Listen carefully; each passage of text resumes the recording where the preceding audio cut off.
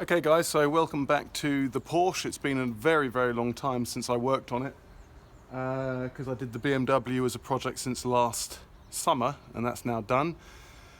Well, it's not done, but I'm working on it with my son, so I can focus back on the Porsche because I want to get that done this year. So what I am doing is looking at the front wings, pretty badly corroded along these edges here. And of course, where they've been stored at the paint shop, they've been scratched. So I'm going back to have a look at what I can do with them to save maybe the original paintwork and touch up the bad parts. You can see there's bubbling along here, and this is pretty bad along here. So I'm going to take the wire wheel to this just to see if I can get this back to bare metal and do some sandblasting on it as well. So I've got the sandblaster on there, and you can see it's pretty bad actually. It's through there, and it's all very thin. And actually, look, if you turn it over, you can see here that it's even worse. So my plan is this: that I actually drill out the spot welds holding this light tray onto the wing, and it doesn't seem too many. There's a couple along here, maybe 3 or 4 along here, and then 2 to a little support there, and then on the other side. And I cut out the bad metal and weld in new, so it's literally the only way to do it, I think. So that's what I'm going to do. But before I got started on the wings, my son visited me in the workshop, and I thought I'd use that opportunity to do a first start on the car. So the next step before I start the car, and bearing in mind it's like 3.5 years I think since I last drove it in here to start the restoration job, I'm going to fill up some petrol. So I've just been down to the petrol station and got some fuel. And don't forget the wings aren't on yet, so I'm just going to put some fuel in. And bearing in mind that the fuel tank is completely empty, so what I've got here is about 15 litres, and I might have to go down to the petrol station and get another 15. So I'll come back to you when this is all full. Okay, so that is now 30 litres in there, which should be fine. I'm going to leave it at that. And now I'm going to connect the battery up. So I'm just connecting the battery for the first time in God knows how long. And actually, the alarm might go off, so hold your ears.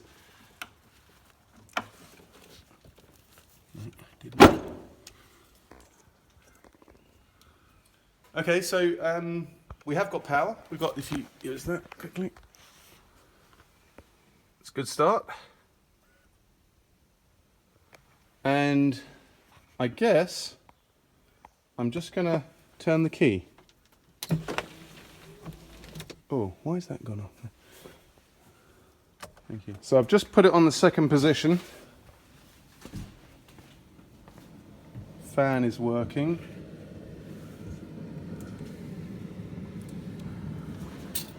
Oh, exciting.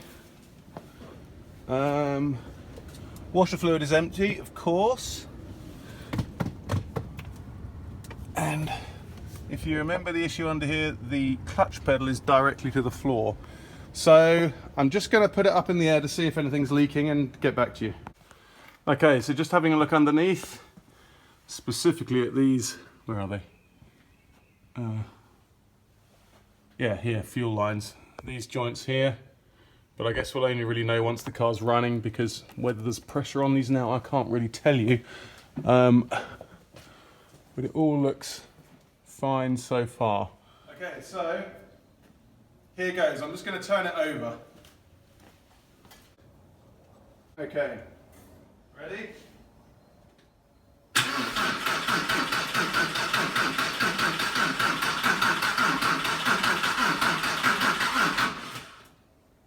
The battery is really weak.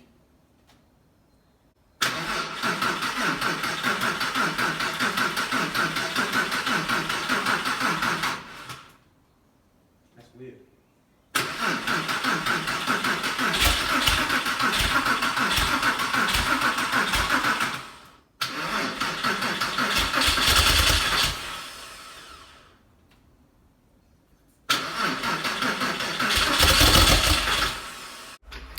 So after cranking and re-cranking the car, it just wasn't starting at all, which is very unusual because this car always runs very well. So there's clearly something I've missed, but at the time I was just so confident that I'd put everything back together that I just couldn't work out for the life of me why it wasn't starting.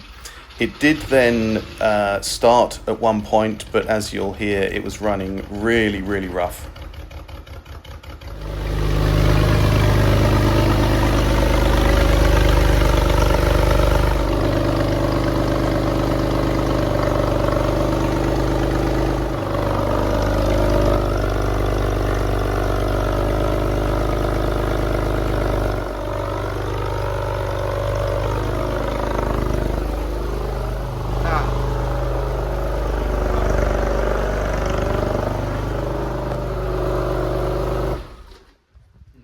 Okay, so that did finally run, which I'm very pleased with. I was getting a bit nervous there, but we do have a leak here, and that is brake fluid, and it's coming from, this pipe here, which is indeed the slave cylinder feed for the clutch. So I'll just tighten that up. Okay, so I've mended the leak. I just, on the slave cylinder feed for the clutch line, I hadn't tightened the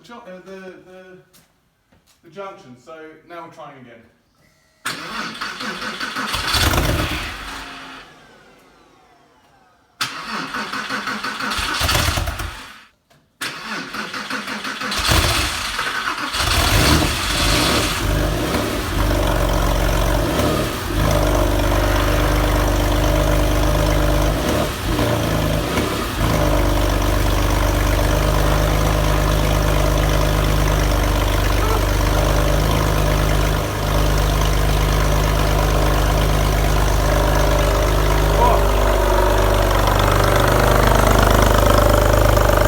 So although the car started, it was running really badly, and after running it for a little bit, I stopped the engine and had a good look around the engine bay just to see if there's anything I could see I missed when reinstalling the engine, and then I did finally find the issue. This throttle body connector wasn't in properly, for crying out loud. So I've just put that in, and then we're going to try it again. Ready?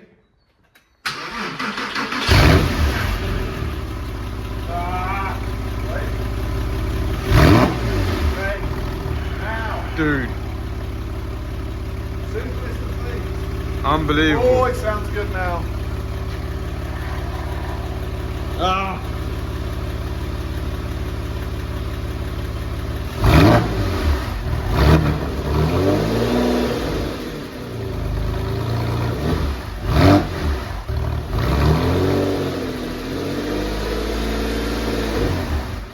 So it turns out I hadn't connected the throttle body control, and it was a simple click of the cable and everything was fine. Okay, so just taking the battery out again, and I'm just looking in here, and there's absolutely no leaks here, which is perfectly fine. So that means I can put that plate back on there and put the battery in for good.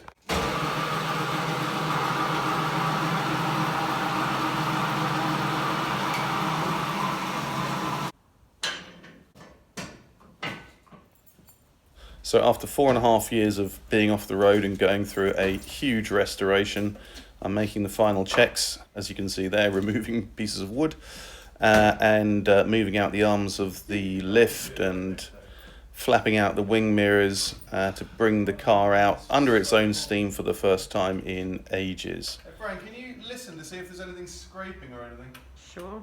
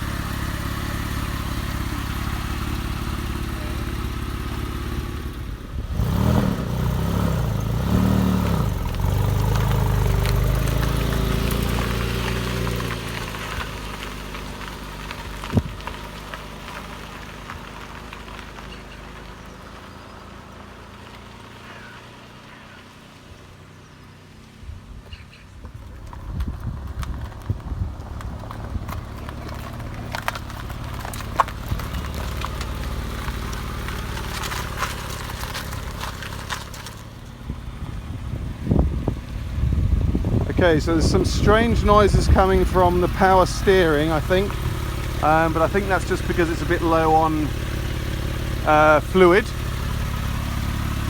But otherwise, the gear selection is just so cool. And the PSM lights just come back on ABS failure and all of that, so I don't know what that is. But I'm going to put it back in the workshop now, but I'm very, very pleased that it actually works.